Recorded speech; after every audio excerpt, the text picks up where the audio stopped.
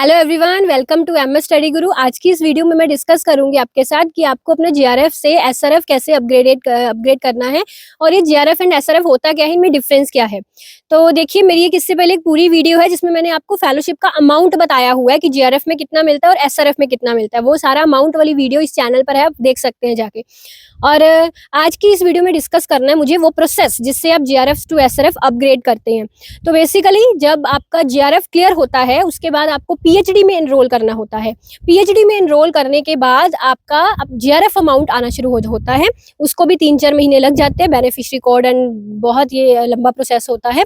Nodal officer जो आपका university में है वो इस प्रोसेस में आपकी सारी मदद करेगा और 2 साल तक आपका जीआरएफ जो है चलता रहता है। 2 साल के बाद आपका एसआरएफ होता है, बट ऐसा नहीं है कि अपने आप एसआरएफ हो जाता है, अपने आप आपके अकाउंट में एसआरएफ अमाउंट आना शुरू हो जाता है जीआरएफ की बजाय, है ना। ऐसा नहीं है कि ऑटोमेटिकली अमाउंट बढ़ जाता है, इसका एक लंबा प्रोसेस होता है। अगर आप पहली बार चैनल पर आए हैं तो सब्सक्राइब जरूर कर लीजिएगा। डिस्क्रिप्शन में सारी डिटेल्स दी गई हैं, टेलीग्राम चैनल की डिटेल दी गई है मेरे, और मेरी एप्लीकेशन का लिंक दिया गया है। आप मेरी एप्लीकेशन पर को डाउनलोड करके वहाँ पे अलग अलग कोर्सेज देख सकते हैं और आपके अपने मनपसंद कोर्स में आप एनरोल कर सकते हैं। हमारे यहाँ असिस्टेंट प्रोफेसर के कोर्सेज, यूजीसी नेट के रिलेटेड कोर्सेज, पीजीटी से related courses, economics, specialized in economics, I am specialized in economics, इससे रिलेटेड कोर्सेज आपको मिलेंगे। और हमारी सक्सेस स्टोरी का रेट बहुत अच्छा है। हर साल काफ़ी सारे बच्चे हमारे से इकोनॉमिक्स जो है, इकोनॉमिक्स में अपना टीचिंग एग्जाम क्लियर करके यूनिवर्सिटीज़ या स्कूल्स में पढ़ाते हैं। तो मैं आपको यहाँ पे बता दूं कि जब आप अपना जीआरएफ टू एसआरएफ अपग्रेड करने के बारे में सोचेंगे, अब एक यहाँ पे चीज़ का खास ध्यान रखना कि अपने उस पीएचडी के 2 सालों में ना कोई पेपर पब्लिश जरूर करा लेना। इससे आपका एसआरएफ अपग्रेडेशन का प्रोसेस और आसान बन जाएगा, ठीक है। तो देखिए, अगर तो आप जीआरएफ नहीं आपको मिल रही है ना, आप वैसे ही पीएचडी कर रहे हैं, फिर तो चाहे आप ना भी पेपर पहले करवाएं, आखिर के एक आध साल में करवा लें तो कोई ऐसा नहीं है। बट अगर आप जीआरएफ के थ्रू पीएचडी कर रहे हैं तो आपको मैं यही रिकमेंड करूंगी कि आप पहले 2 सालों में एक आधा पेपर अपना पब्लिश करवा लीजिए, ठीक है।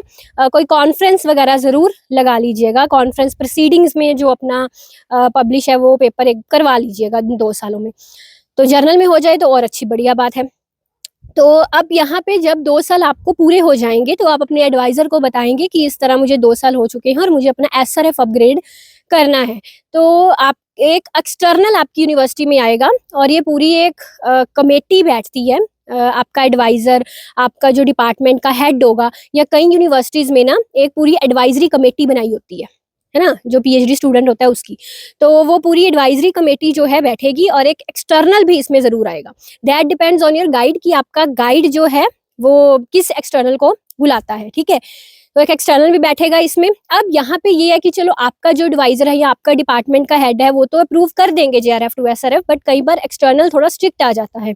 वो आपसे पूछते हैं कि आपने इन 2 सालों में क्या रिसर्च किया और आपने क्या अपना पब्लिकेशन आपने क्या किया है, दिखाओ, है ना। तो इसलिए मैंने बोला कि आप किसी कॉन्फ्रेंस वगैरह लगा लीजिए, कॉन्फ्रेंस प्रोसीडिंग में कुछ पब्लिश करवा लीजिए, जर्नल में कुछ पब्लिश जरूर करवा लीजिएगा, ठीक है, ताकि आप उस एक्सटर्नल को दिखा सके कि देखो मैंने इन पीएचडी के 2 सालों में ये मेरा सिनॉप्सिस डिसाइड हो गया है और मैंने इस पर इतना काम किया है और ये पेपर या ये काम मैंने अपना पब्लिश करवाया है। तो उससे आपका एक्सटर्नल इंप्रेस होके आराम से आपका जीआरएफ टू एसआरएफ अपग्रेड कर देगा। वैसे इसमें कोई दिक्कत नहीं आती, नॉर्मली आसानी से ये अपग्रेड कर देते हैं, ठीक है। बट फिर भी एक श्योर रहने के लिए आप पेपर वगैरह जरूर करवा लीजिएगा। फिर जब वो आपका मंजूरी दे देता है एक्सटर्नल कि हाँ जीआरएफ टू एसआरएफ, और आपका हेड और आपका एडवाइजर जो भी आपकी कमेटी है सबके द्वारा मंजूरी मिल जाती है, तो उसके बाद आपका नोडल ऑफिसर वेबसाइट पर आपका जीआरएफ टू एसआरएफ अपग्रेड कर देता है। और उसके बाद से आपको एसआरएफ की अमाउंट जो कि जीआरएफ से काफ़ी ज़्यादा होती है वो आपको मिलनी शुरू हो जाती है। तो अब तो ये अमाउंट बढ़ चुकी है, पहले से काफ़ी बढ़ चुकी है। तो आप मेरी इस पर वीडियो ज़रूर देखना कि जीआरएफ एसआरएफ को अमाउंट कितनी मिलती है। तो यही आज की इस वीडियो में मुझे आपके साथ डिस्कस करना था, और डिस्क्रिप्शन में बाकी सारी डिटेल्स दी गई हैं। मेरी बेस्ट सेलिंग बुक्स का लिंक भी दिया गया है, टेलीग्राम का लिंक एंड मेरी एप्लीकेशन का लिंक भी दिया गया है। Thank you.